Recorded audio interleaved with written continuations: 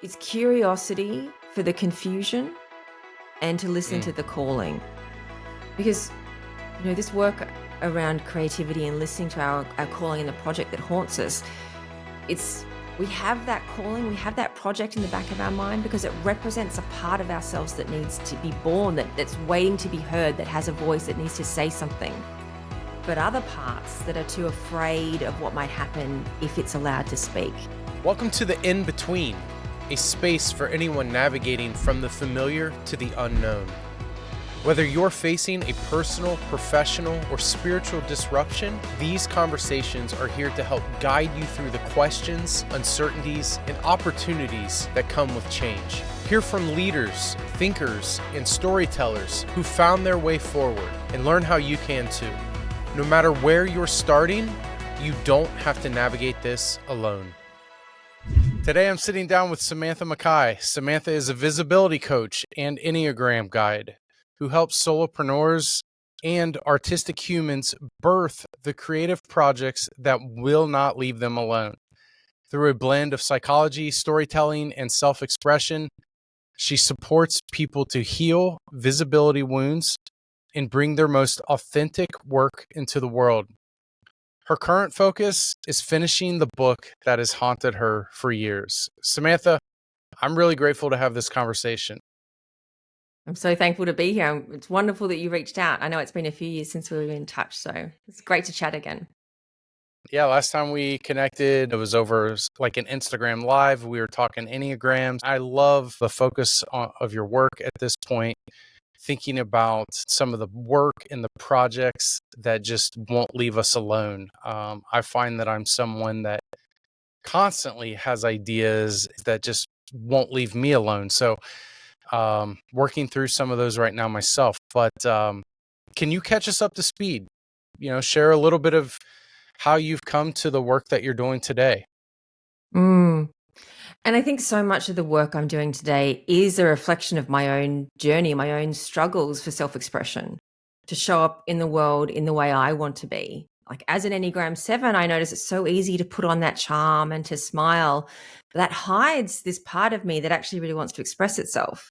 And so people thought, you're a great lawyer because you're great at arguing things and you're great at presenting in this charming way that's very manipulative. It's great as a lawyer. But it didn't feel true to me. And there's a part of me that's always craved this like ethical authenticity and this groundedness just to show up as myself and not have to be worried about filtering or explaining or qualifying. And so after I left law, I tried a number of different things, all with this driving question behind me of how can I have a more creative life? And what I didn't truly understand until I met the Enneagram was that was really a calling to how can I just be myself? And how can I just follow my instincts and trust my intuition and just do the ideas that come to mind rather than worrying, is this valuable? Will someone like it? Will they pay for it? Will someone get angry at me if I do this? Will I get rejected? And just not having to filter, not having to try and find a box and stay into it and just be my messy, complicated, confused, intuitive self. Where do you think some of that concern or hesitation or fear comes from in relation to how other people are going to receive the work that you bring to the world? I think it's a mix of three things. One is creative wounds. We all have them, those moments in childhood where we didn't get positive feedback or support, either for our creative work or just when we had a thought or a feeling that wasn't supported to be expressed. We also live in a culture that doesn't value everyday creativity and everyday expression. It either has to have a dollar value attached to it or it has to be productive, it has to look a certain way. And then also our personality. Each of us, just through the lens of the Enneagram, has this definition of what creativity looks like and how to express ourselves. When I did the 27 subtypes and creativity interview series, I was really curious to see how does each type in personality describe creative work, and I had 5s tell me it was about planning like the perfect month-long travel experience, and 7s telling me about I was running a business. And then I had others one talking about painting and Four's talking about making music and singing in a way that just felt like it was coming from the soul. And what I found interesting, particularly with people who'd done a lot of inner work, I spoke to a self-pres 8 who said, in personality, I'm really comfortable doing art or like role playing these kind of characters. But when I've allowed myself to do a bit more inner work, I'm in a bit more of a safer space, I'm more comfortable doing things that are more abstract. It doesn't always have to be so concrete. Or I can start playing roles from point 5 or point 2 and really stretch out beyond myself when I've either done a bit more inner work or I'm feeling safer to explore those other avenues. And that's what I found truly fascinating about that series. And I'm exploring more deeply in my next Creativity in the Enneagram project is what is it like to use creativity in the Enneagram both to heal our creative wounds, but also to go deeper, to express our calling, our purpose, this part of us that really won't go away, that is asking to be expressed in some form, and seeing how we can use the Enneagram for both sides of that equation. Gosh.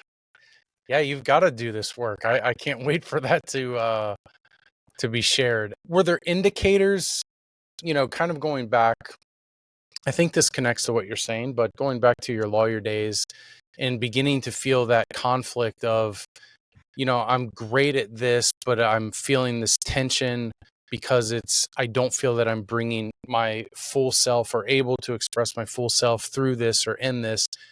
What type of alarms or indicators were you experiencing that was beginning to help you even understand or put words to that?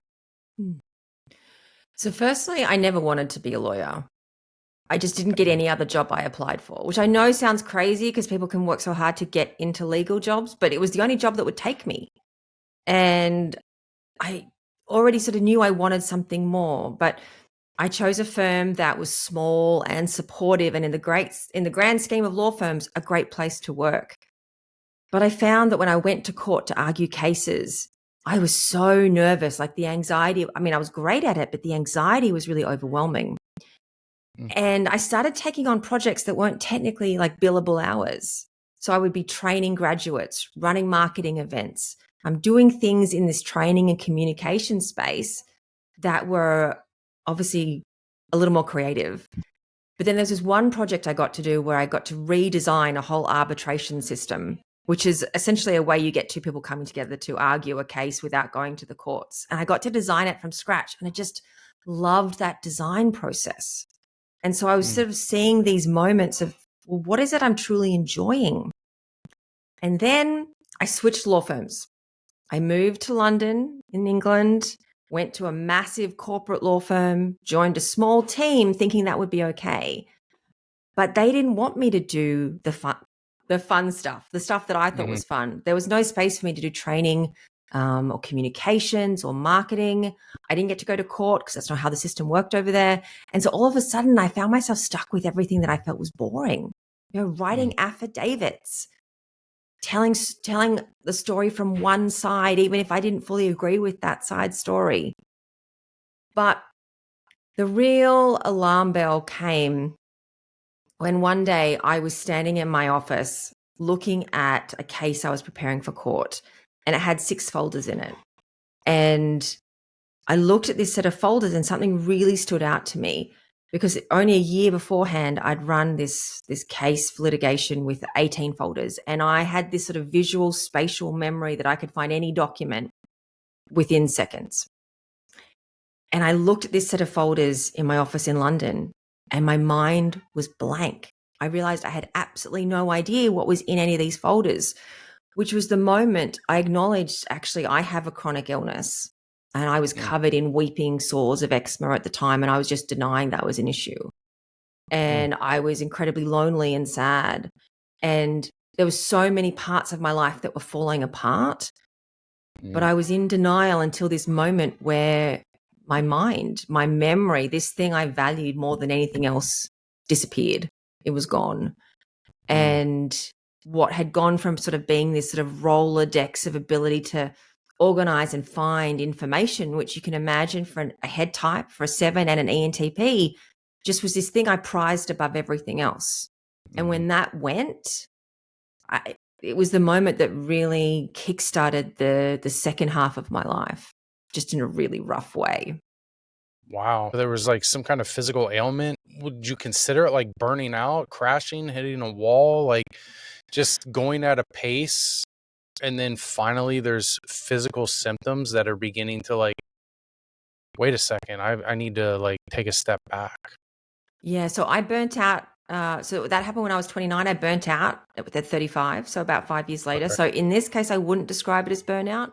What I would Okay. say now is chronic stress due to underlying Mm, symptoms of undiagnosed childhood trauma, mm, and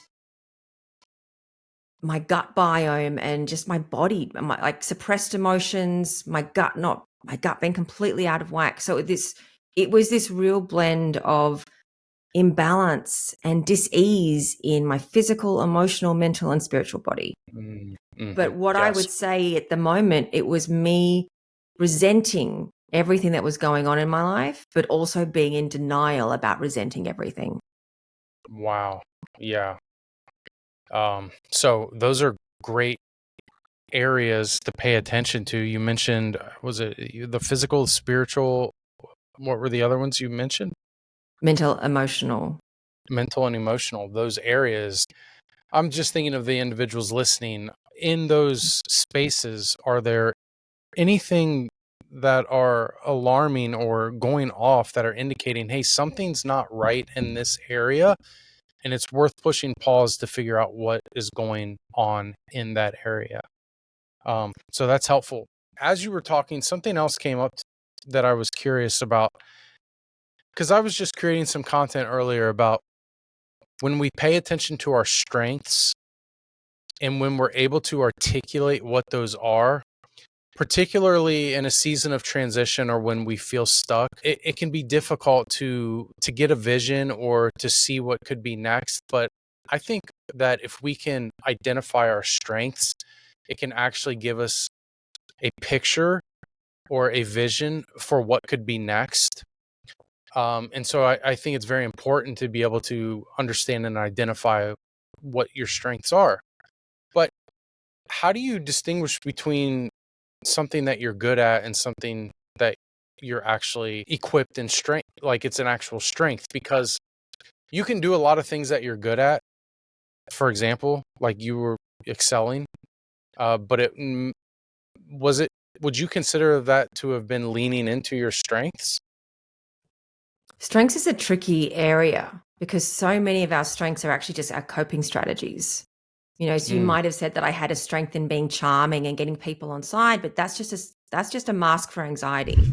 Hey friends, I want to pause just for a moment. If you're navigating the complex and emotional process of leaving a mission-driven role, whether that's been ministry, nonprofit work, or any purpose-driven career, you're not just looking for a new job. You're wrestling with things like the personal, professional, and spiritual dynamics that come with all of this. Maybe you're asking things like, who am I outside of this role? What skills do I even have that can translate into the future? Will I ever find work that feels meaningful again? If this is resonating, download Finding Your Way to Flourishing. It's a free guide that I've put together for mission-driven leaders who find themselves in the midst of transition. This isn't just another guide, it's a thoughtfully crafted resource that's designed to help you begin processing your identity beyond the role that you're leaving. It can help you pinpoint which skills you can confidently bring into your new and next role. It'll help you lean into your faith and find peace during the midst of this uncertainty. Not overwhelming, it's not complicated. It's just the first step to getting some clarity and moving forward. You don't have to figure this all out alone, and I'd love to walk this journey with you. This guide is completely free, and you can grab your copy today by clicking the link in the description or in the show notes.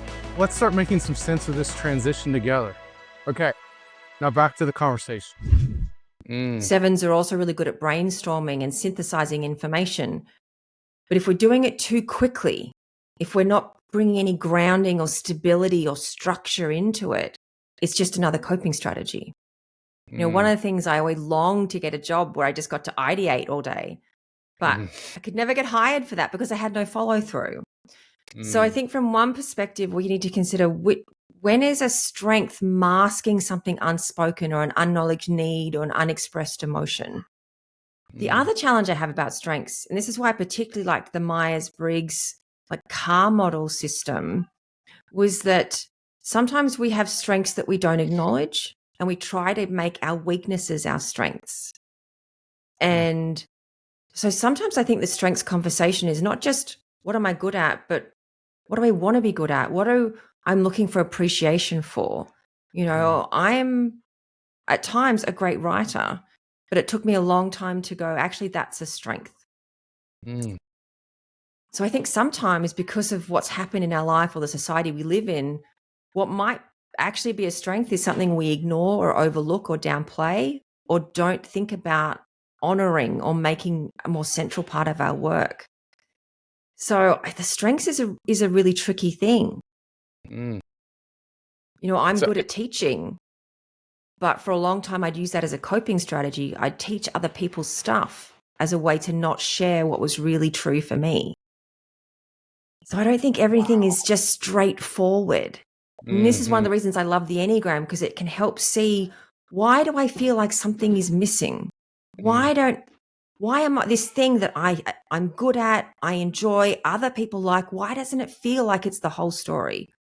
Why do I Mm. not feel like I'm being true to myself when the whole world tells me and I can see that this should be my thing, but something's not right?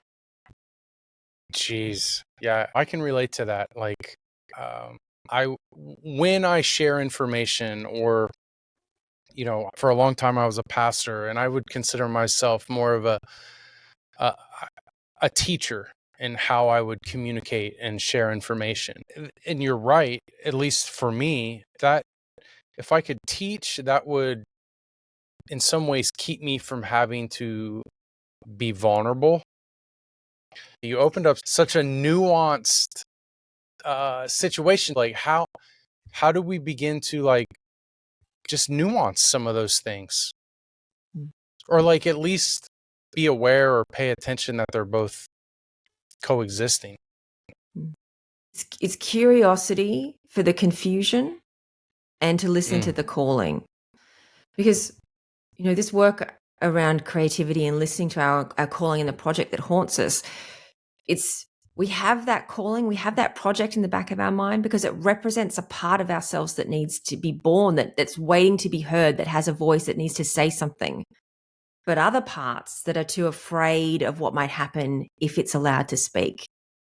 And so it's allowing ourselves to be curious for this inner tension, for these different voices, and to find ways to start just questioning, is that the truth? What am I not seeing? What else could be there? If this is a mask for something, what's it masking? And this is where it's become so useful to tune into our body and listen to the sensations that are happening underneath. And so many of us are really disconnected from our bodies, regardless of our type. And tuning into, okay, so I'm standing here giving this presentation, it's going really well. But in this moment, what's my body saying about it? What are the sensations I'm experiencing? Where Mm. are they? And this is, I think, one of the moments where the Enneagram really hit home for me, because it made me remember a moment when I was a lawyer and I was standing outside the partner's office waiting to get the annual review or get some feedback. And on the outside, I was like, I love feedback. I can't wait. This is really exciting. This is great. And it was only 10 to 15 years later that I could reflect back on that moment and go, actually, inside my body, I was quivering. I was terrified. I was shaking. Not that I'd ever received any negative feedback in my professional life at all. I was like, please tell me what's wrong. No one ever would. And so this fear obviously came from something much earlier, much younger. But I had no idea it was there until I could go, let's look back at these moments where I got feedback or was waiting for feedback, and let's see what I couldn't see at the time. What was there that I didn't know about? And what might that tell me about what I want next, or what I'm trying to do next, or what I'm trying to bring forth into the world now? Mm. So one of the things you mentioned is curiosity. How do we practice curiosity? Any thoughts on that? It's a great question. To me, the starting point is to be comfortable assuming we don't know everything, assuming we don't have the whole story, and be compassionate with ourselves for what might come out. I think that's one of the things that stops us being curious is we're afraid of what we might learn about ourselves and what other people might think about what we learn about ourselves. And so it's in that complexity of worry and fear and concern and shame and guilt and anger and all the things that are in there that we shut it down to not be curious. And so I think almost the compassion and the curiosity have to go hand in hand before we start to go, well, what else might be going on, before we start to ask ourselves these questions, start to listen to ourselves more deeply, listen to our bodies, to our emotions, our thoughts, not to get wrapped up in them, but to see them as information that's trying to tell us something, information we haven't been able to listen to. So I'm thinking back to a conversation that I had with Suzanne Stabile, and we were talking about the head, the heart, and what's the instincts, the gut, The body. Yeah, the gut. the body. So for someone like myself, type 5 or 7, we might particularly operate from our thinking. So if I'm a head type, how do I pay more attention to my instincts and my emotions? Yeah, let's talk about that. So each of the head types is connected, has a line into a body type. So for the 5s, it's the 8s. For the 6, it's the 9. For the 7, it's the 1. And so that line helps us start to access the body center. We don't have as much connection over into the heart center, right? So for head types, starting to do physical activities and body work is a really good place to start. So that can include things like, just for a 5, going to a boxing class or doing a martial arts class. For 6s and 7s, it can be yoga, different types of yoga. But you can also start working with healers who focus on somatic work, so physical movement-based somatic work, so dance. And I've worked with some people who it's all about sort of hands-on healing. It's not about talking, it's about what is the body trying to say. And it was through doing so much of this body-based work, I started dancing in 2011 and learning to dance in my body that way. That was fantastic. So anything body-based from a number of perspectives can help you start to go, what's happening here? I remember when I went to my first dance class and I'm like, I just want to be creative with it all and just move. And it made me realize, no, you have to first learn the steps. You have to learn the structure. You have to slow down and understand where's your body moving in space and time before you can get really creative with it. And so just these sort of activities can help build out different parts of the way our personality operates to not just be that default. Now, body types, it depends on in the arrow lines, but that connection to the heart center or the head center can help them slow down, because what the body types need to do is get out of automatic action. They get stuck in doing the same thing over and over again, like get stuck in routine and not realize they can end something and start something new. So they can slow down and become more analytical into the head center. So they can start small, like doing like games like Sudoku, or math or budgeting, like what I might about to say is boring stuff, but is actually really useful for just starting to build up this analysis muscle that becomes more objective and more solitude and more quiet and just more analytical. Or they can move over into the heart space and do more listening, give more positive feedback, just spend more time talking to people without trying to solve problems, just sitting, listening, giving compliments. Body types can find it really hard to give compliments. I've certainly found it hard to give compliments. And that's something that comes very naturally to the heart center, is to see what's positive in others and recognize it. Then for the heart types, slowing down can be more about the body, and starting to see that everything isn't about the feelings, just becoming aware of how much they're seeing the world through their feelings, through that lens of other people and their relationships, and starting to get into the body, do things more by themselves, spend more time alone, and slowing down. So For threes, that could be going to a slower yoga class where there's nothing about success or achieving anything. And for the twos and the fours, well, for the twos, it can be about spending time alone, doing things that they like. And for the fours, it can be just giving themselves positive feedback. But also just saying to be more practical and just add more structure to their lives.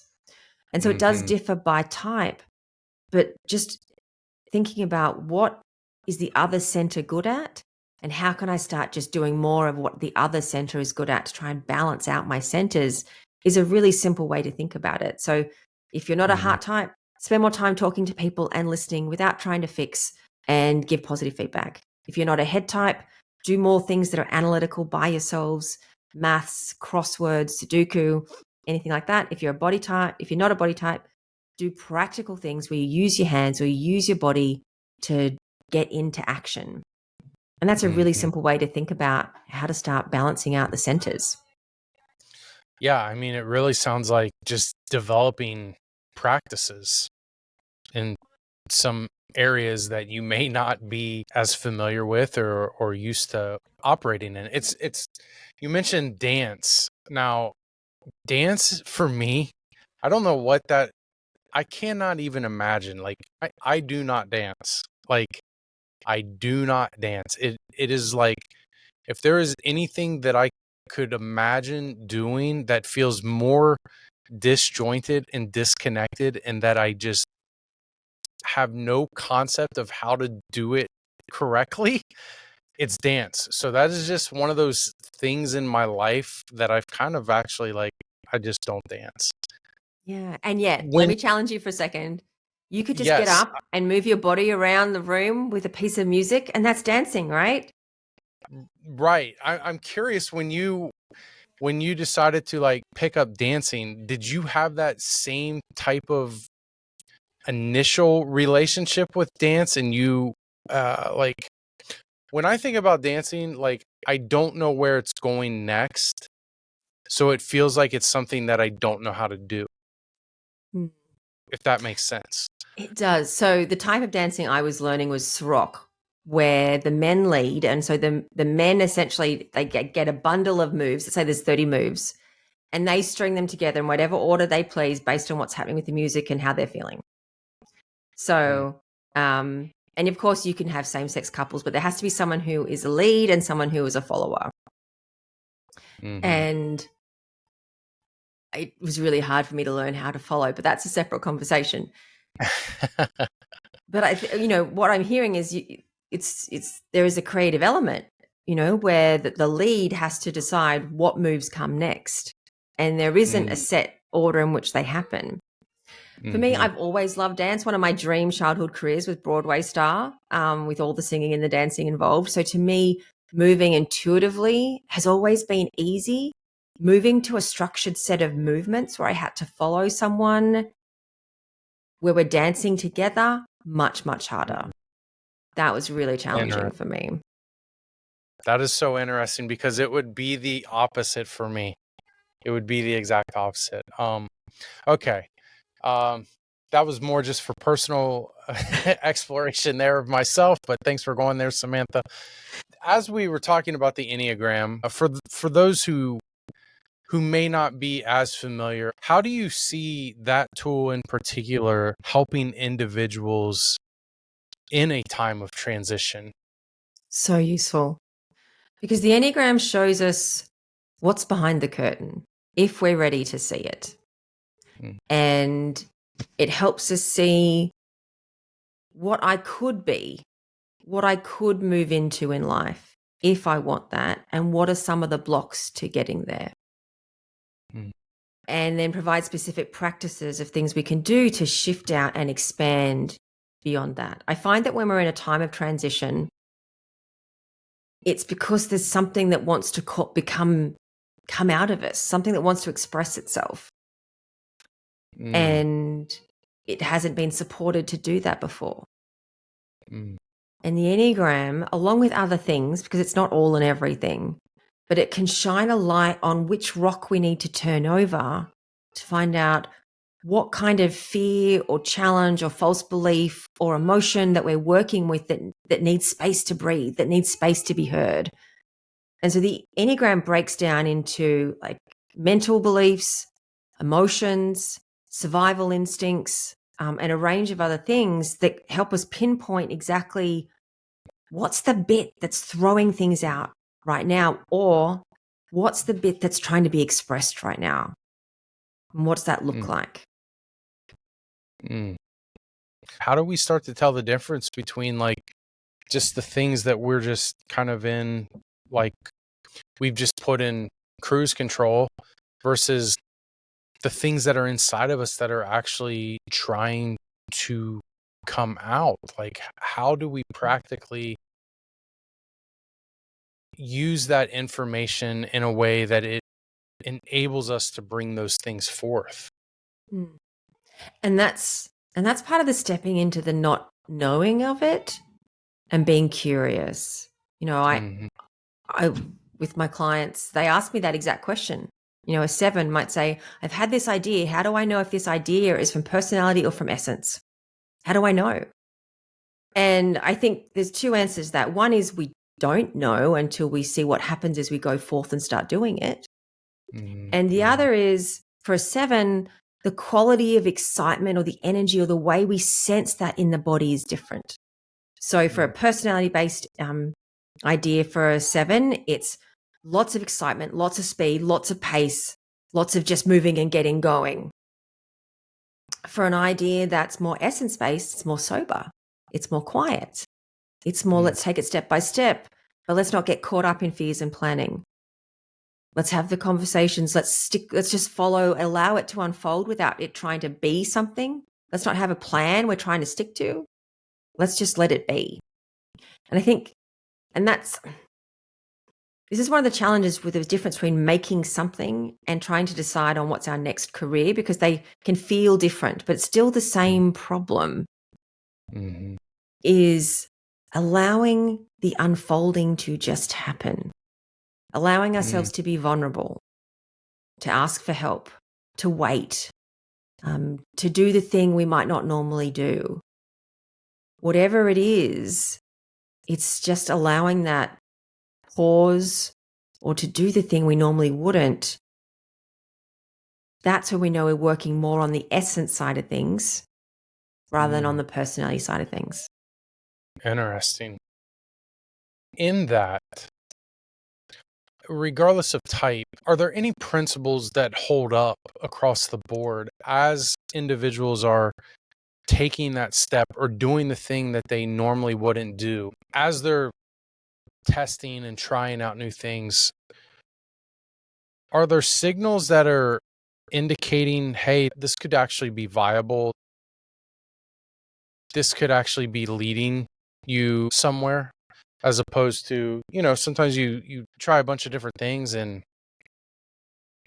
you still have a level of uncertainty, but are there any indicators that, hey, this could be the path to go down?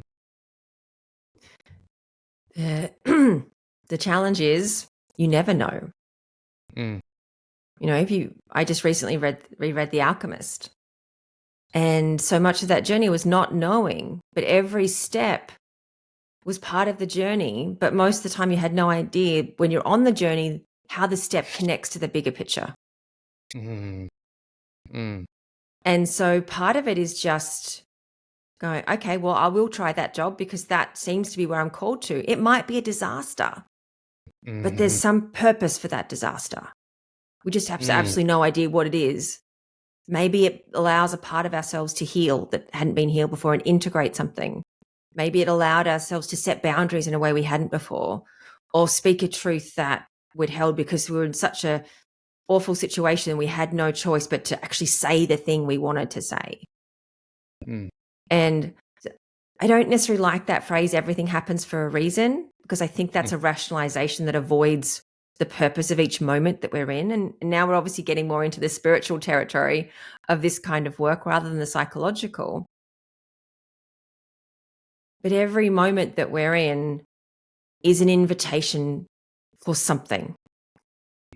but it's not our job to know what the something is. It's our role to just be present to whatever's arising within us, even if it's really uncomfortable, even if it's strange, even if it's scary, even if we're worried it might threaten our relationships. There's just something in that arising that we need to tend to. Hmm.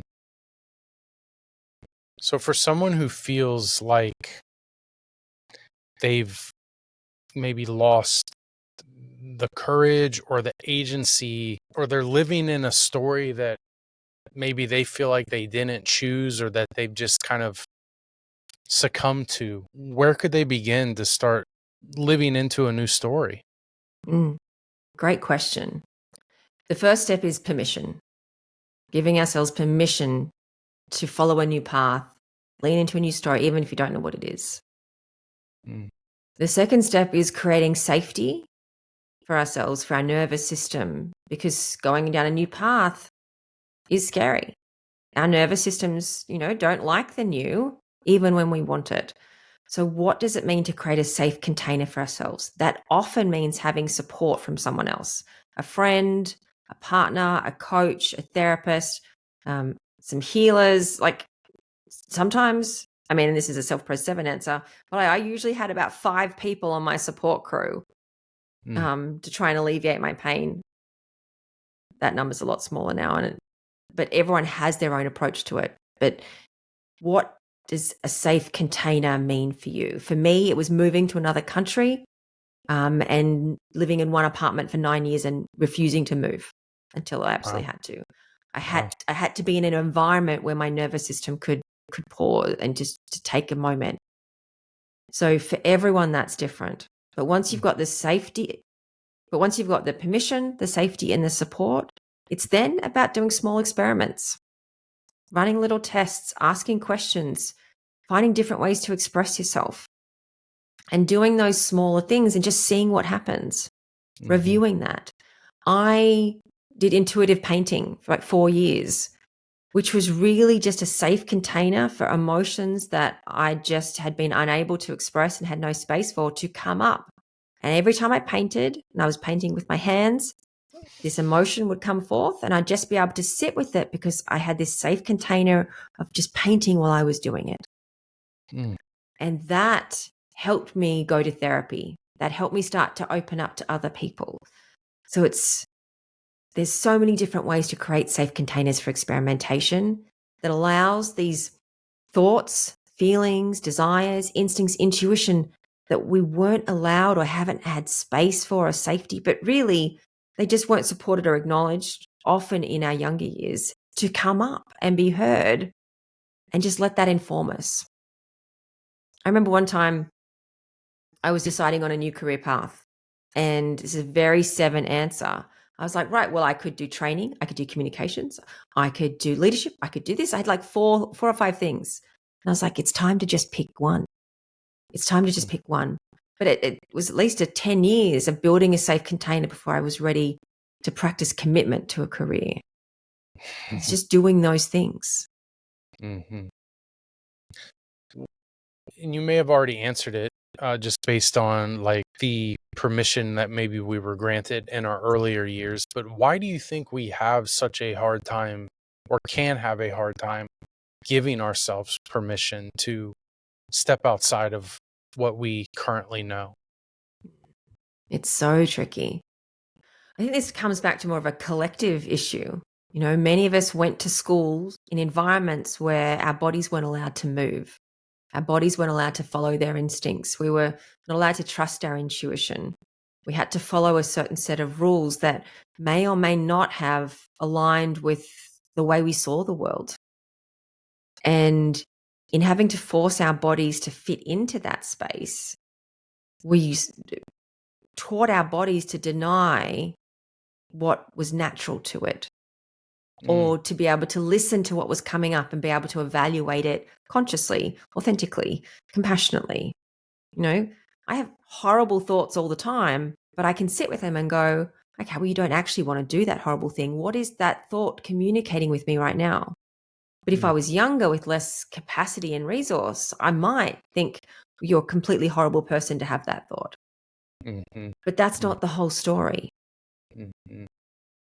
And so I think we live in a world and have lived in a world for several hundreds of years. And so it's not just our lifetime, it's our ancestors' lifetime. And we carry that through with us as well, where creativity and willfulness and just being different and being ourselves wasn't always encouraged or supported. Is there a first step? How do we begin to give ourselves permission?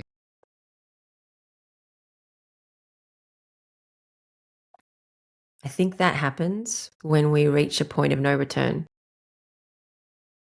When we decide, actually, I cannot go on like this any longer. And I'm willing to risk the disappointment of others, that I will give myself permission to start thinking, feeling, exploring different things.